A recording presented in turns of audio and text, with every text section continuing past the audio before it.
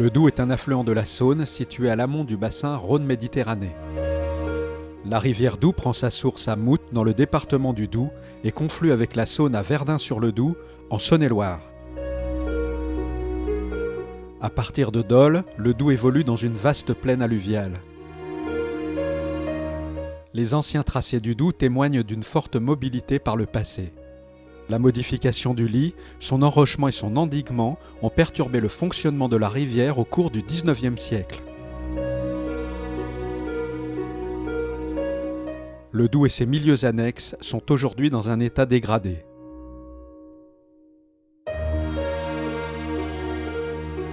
Dans le cadre du contrat de rivière Vallée du Doubs, l'EPTB Saône-et-Doubs s'est engagé dans la restauration de 2 mortes à l'Est-sur-le-Doubs. Le premier site étudié est celui des Vergettes.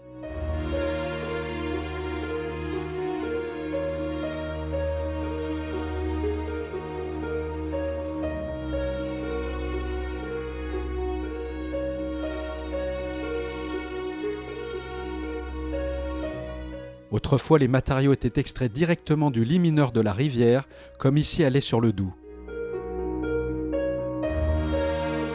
Ces activités ont entraîné un enfoncement de la rivière de près de 2 mètres et une perturbation de son fonctionnement.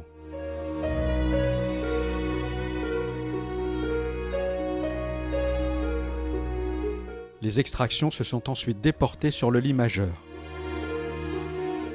Durant les années 90, le site des Vergettes était exploité pour ses granulats. La prairie s'est transformée petit à petit en un plan d'eau appelé gravière. Depuis l'arrêt des extractions dans le lit mineur, le transport sédimentaire reprend peu à peu. Des bancs de sable et de gravier réapparaissent au fil du temps et la rivière retrouve un fonctionnement plus naturel.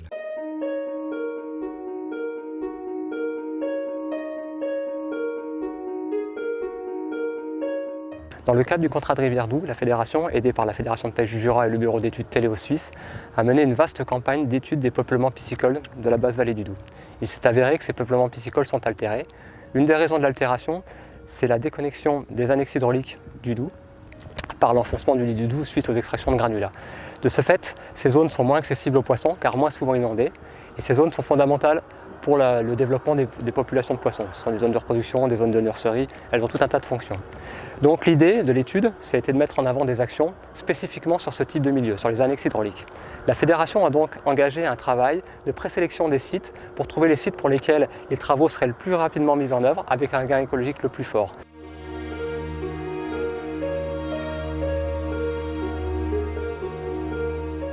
Pour restaurer le bras secondaire du Doubs, nous avons donc abaissé le terrain de 1 à 3 mètres et diversifié les pentes pour qu'elles soient assez douces pour avoir une végétation diversifiée.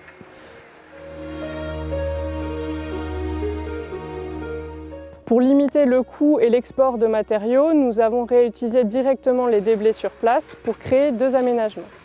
Un sur le plan d'eau, où on a créé un haut fond. C'est une zone à faible profondeur où la végétation se diversifie. Elle est bénéfique à la fois à la reproduction, à l'alimentation et au repos des poissons.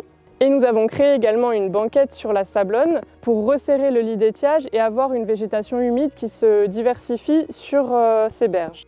Pour cela, les matériaux ont été étalés et ensuite un géotextile a été déposé pour retenir les matériaux lors des premières crues.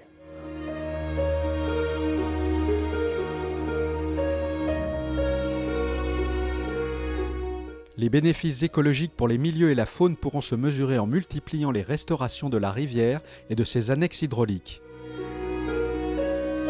C'est pourquoi d'autres projets sont étudiés le long du Doubs. Pour cette opération, le second site identifié par la Fédération de pêche de Saône-et-Loire est le bras mort du Petit Gravier. Sa localisation, le foncier et le contexte ont permis de développer rapidement un projet de restauration de cette annexe.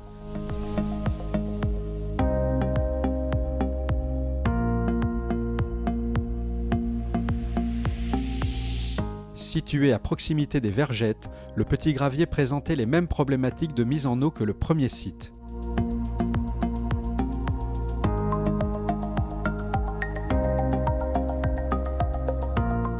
Au lieu de s'étendre, les méandres du Petit Gravier se sont réduits au cours du temps.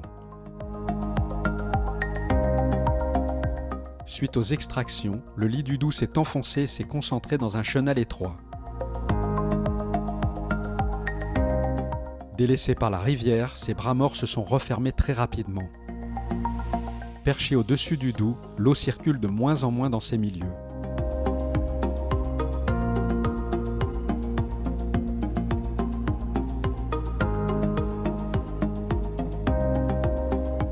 Le Petit Gravier, c'est une parcelle de pâturage communal. En fait, toutes ces zones en bordure du Doubs appartiennent à la commune et sont allouées à des exploitants de la commune pour y faire pâturer leurs bêtes. Ce qui entretient le paysage. C'est un paysage donc essentiellement de prés avec des saulaies.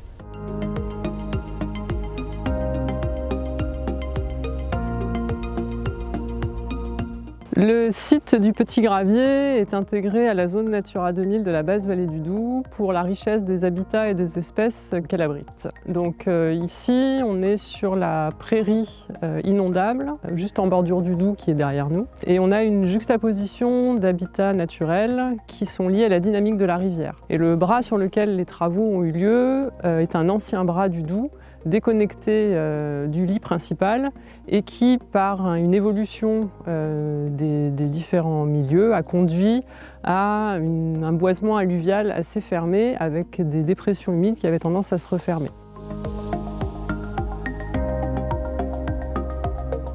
Pour comprendre le fonctionnement du site du Petit Gravier, nous avons relevé l'altitude du terrain de cet ancien bras du Doubs et nous avons suivi sa mise en eau à différents moments de l'année. Nous avons aussi réalisé des inventaires de la faune sur le volet amphibien, grenouilles et crapauds, et à la fois aussi les odonates, donc les libellules et les demoiselles, pour comprendre les potentialités des différents milieux du site. Pour commencer les travaux, nous avons d'abord dégagé les espaces et les zones à terrasser.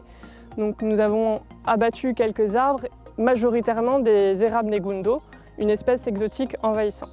Le bois a été mis à disposition des habitants de la commune de Lay-sur-le-Doubs. Pour restaurer les mares, nous avons abaissé un peu le fond de la mare pour qu'il y ait de l'eau plus longtemps dans ce point d'eau. Et nous avons aussi retaluté les berges en pente douce pour que les animaux puissent aller et venir dans ces différents points d'eau. Sur la partie aval, la zone de Frières qui est en connexion avec le Doubs en permanence, nous avons abaissé un peu le niveau du terrain et retaluté également les berges pour qu'une végétation se différencie et que les poissons aient une zone d'alimentation, de reproduction et de repos.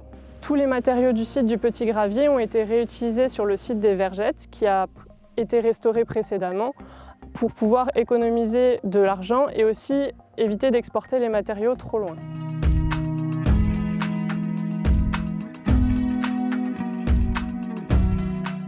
Et là, on fait une opération qui consiste à recreuser des bras morts du Doubs de façon à maintenir de l'eau dans des périodes un peu plus sèches. L'Agence de l'eau Rhône-Méditerranée-Corse, la Fédération de pêche et le département de Saône-et-Loire ont contribué au financement de la restauration de ces deux bras morts. Au fil des saisons, des suivis seront réalisés pour observer la mise en eau des sites, le développement de la végétation et de la faune sur les milieux restaurés. Les restaurations de mortes, comme les Vergettes et le Petit Gravier, sont des exemples d'actions permettant au Doubs de se reconnecter avec son espace de mobilité.